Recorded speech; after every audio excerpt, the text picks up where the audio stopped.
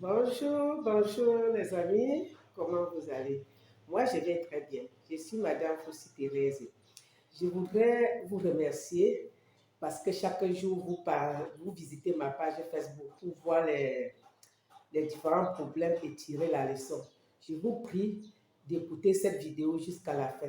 Je suis Madame Foussi Thérèse. Écoutez cette vidéo jusqu'à la fin. Ne dites pas que c'est important. Je vais vous raconter l'histoire des vieux couples.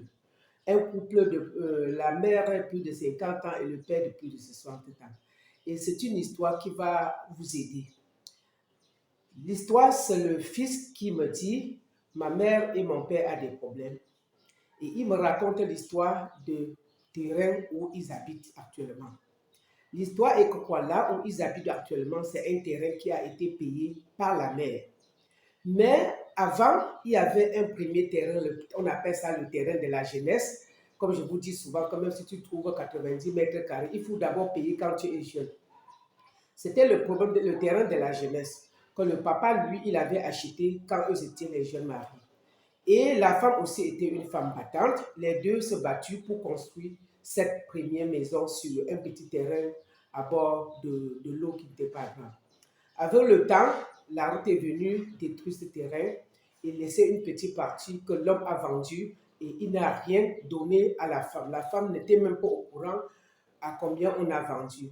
Mais la femme n'a pas pris pour un problème parce qu'elle avait contribué pour construire, mais c'est son mari qui avait payé le terrain. Comme nos mamans avant, c'était normal. L'homme est allé payer un autre terrain dans une zone marécageuse. Arrivé dans cette zone marécageuse, l'homme a acheté le terrain. La femme, toujours à l'époque, nos mamans n'étaient pas comme nous aujourd'hui. Elle n'avait pas le choix. Elle est allée là-bas. Elle aussi était une femme, c'était une femme battante. Elle a mis beaucoup d'argent parce que l'homme à l'époque voulait faire en semi-dur, c'est-à-dire construire peut-être un mètre en dur et le reste en carabot. La femme a dit non, chérie, il faut qu'on construise le tout en dur. Elle a mis la main dans la pâte, ils ont dépensé, ils ont construit, ils ont rempli, ils ont mis des dizaines de camions de terre pour pouvoir rembler. Mais malheureusement, avec le nombre de camions de terre remblés, ils n'ont pas pu avoir le sommet parce que le marécage n'avait pas de nom. Quand il pleuvait, selon l'histoire, quand il pleuvait, il fallait soulever les enfants et mettre sur la table. Madame, vu que c'était le deuxième terrain et qu'il n'avait pas toujours, ce n'était pas toujours crédible, elle a trouvé un autre terrain dans une zone autre. Ça se passe comme ça à Yaoundé. Dans une autre zone. Et madame, elle part disputer le terrain. Elle-même, elle s'en va, elle verse l'argent de ce terrain et elle met le terrain à son nom. Tout naturellement, elle ne savait pas que mettre le terrain à son nom devait créer un problème à son mari. Son mari n'a pas pu digérer et dit que non, si le terrain est à ton nom, je ne peux pas t'aider pour construire. La femme aussi dit que mais non, pourquoi les deux autres terrains étant à ton nom, moi je t'ai aidé pour construire et on avait souvent des problèmes même dedans. Tu me disais même de partir, je me comportais comme une femme. Pourquoi le terrain à mon nom va te faire mal au point où tu dis que tu ne peux pas m'aider à construire? Après plusieurs réunions de différentes familles, plusieurs réunions, parce que je vous dis toujours qu'il faut aimer le mariage. Il ne faut pas aimer l'homme ou la femme qui est en face de toi parce qu'elle va faner demain. Et quand elle va vieillir, comme c'est elle que tu avais aimé, tu vas l'abandonner.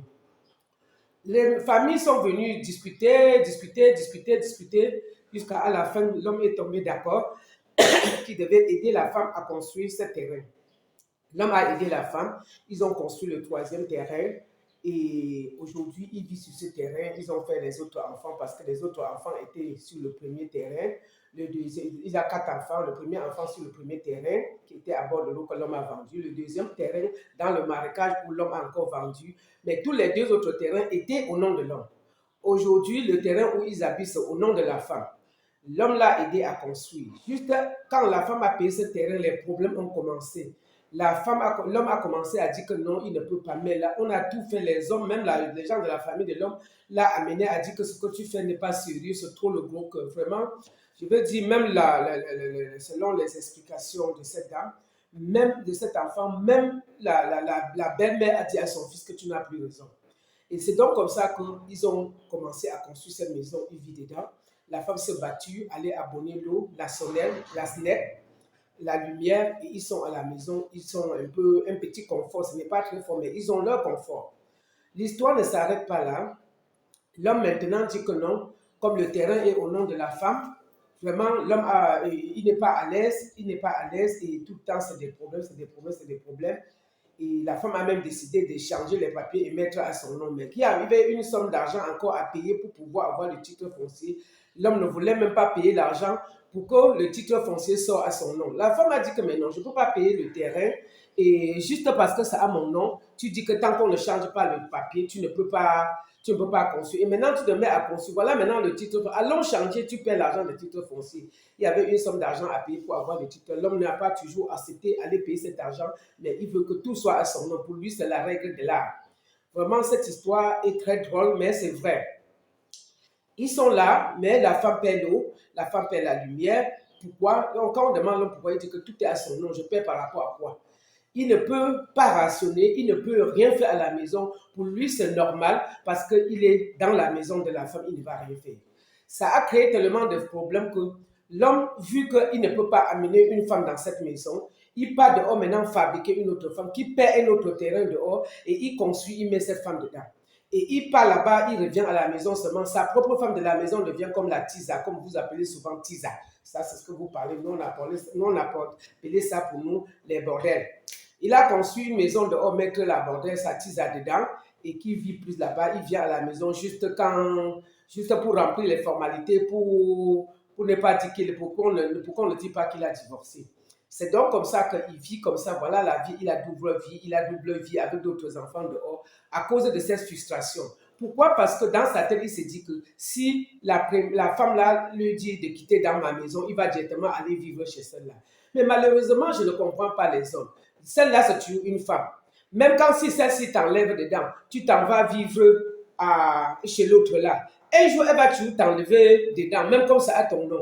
Vous, les hommes en général, vous devez comprendre que votre bagarre, vous volez, vous tuez, vous faites tout. Tout ce que vous faites là, c'est à cause de la femme. S'il n'y avait pas la femme, vous ne devez pas chercher à avoir l'argent. L'argent que vous travaillez en général, c'est pour la femme. Ça veut dire que si vous ne donnez pas à X, vous allez donner à Y. Nous n'avons que besoin de ça. Et si tu ne donnes pas à l'autre, tu vas donner à l'autre. C'est toujours à une femme. Ou à défaut, en mourant, tu vas laisser, c'est toujours les femmes qui vont rester manger. Je voudrais profiter de cette vidéo pour dire à tous ces hommes-là et aux jeunes qui vont se marier, engagez-vous pour le mariage sans avoir peur. Parce que le mariage a sa place. Mais il faut toujours aimer le mariage et non l'homme. Parce que si tu aimes l'homme, ou je dis l'homme en général, si tu aimes la femme plus que le mariage, tu vas vite lâcher. Si tu aimes l'homme plus que ton mari, plus que le mari, tu vas vite lâcher parce que l'homme est changeant. À tout moment, il peut changer. Donc, je voudrais tirer l'attention des uns et les autres que écoutez cette vidéo sans vous décourager. Quand l'homme là rentre tard, il va venir se laver dans la chambre de la femme. Pourtant, il sort dans l'autre maison. Il entre là, se laver tard dans la nuit, il tord la porte tout simplement parce qu'elle veut troubler le sommeil de cette femme. Pas parce qu'il aime cette femme, parce qu'il veut troubler son sommeil.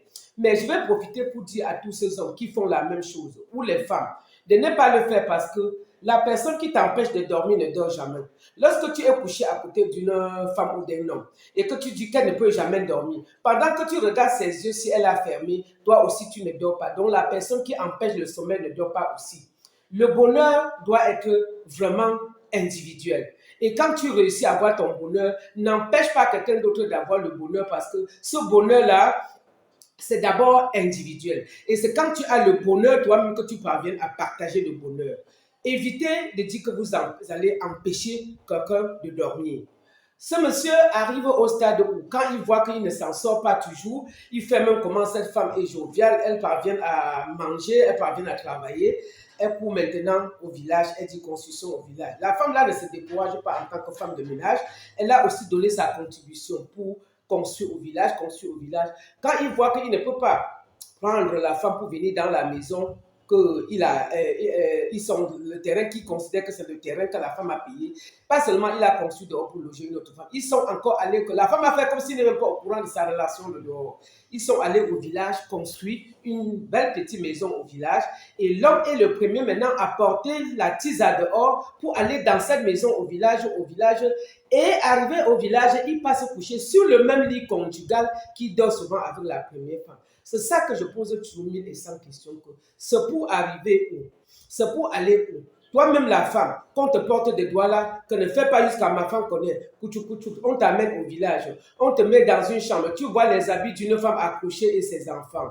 Tu entres dedans, tu te couches parce que tu as un enfant en main. Tu crois que un enfant là peut remplacer un enfant de 30 ans?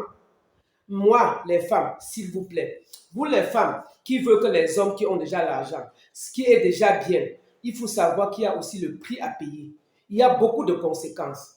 Il faut fabriquer votre homme. Je profite pour tirer l'attention de toutes les femmes qui veulent aller là où c'est très près, qu'en allant là où c'est près, il faut que tu aies aussi un peu. Parce que cet homme vit avec cette femme aujourd'hui. Les conseils que je suis en train de donner, c'est tout simplement parce qu'il voit que la femme n'est pas trop pauvre. Si la femme avait trop faim, il devait déménager de cette maison. Il n'est pas parce qu'il veut nuire la femme. Il n'est pas là parce qu'il aime sa femme. Il est là parce qu'il veut la nuire. Or, ce n'est pas bien. On ne peut pas nuire un être humain. Pendant que tu nuis la femme, tu te nuis toi-même.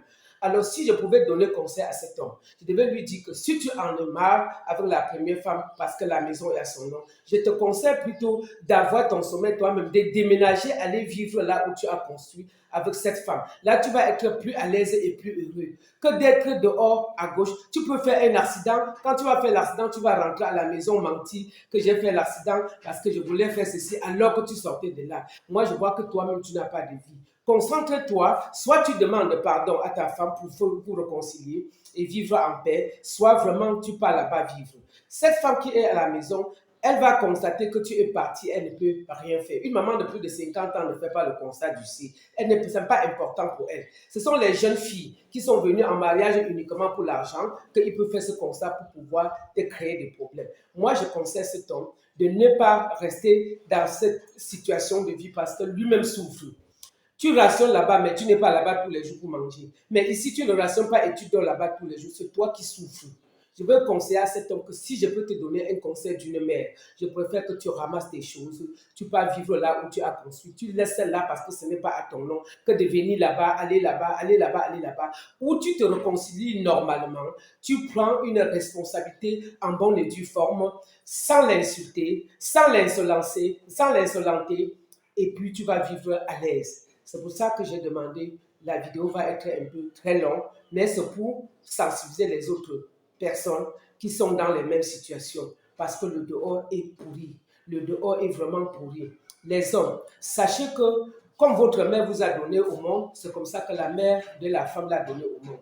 Et vous avez les mêmes valeurs, les mêmes avantages de la vie. Mais sauf que Dieu t'a créé et t'a donné un autre pouvoir. Mais si tu gères mal ce pouvoir, tu vas souffrir. Je profite pour tirer l'attention de mes propres enfants qui sont des garçons, des hommes, d'être très dynamique quand vous prenez les enfants d'autrui. Être très dynamique, ne prenez pas l'enfant d'autrui pour l'utiliser comme si c'était un chiffon ou si c'était une prise, je vais donner quel nom même. Vraiment considérez votre épouse comme une femme, comme l'enfant de quelqu'un. Donnez-la sa place. Respectez cette femme.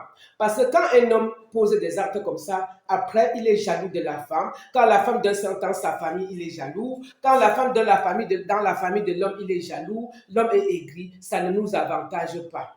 Vraiment, je vais finir cette vidéo en disant à ceux qui ont écouté jusqu'à la fin que je te dis merci à toi. Je dis merci à ceux qui vont écouter cette vidéo et partager.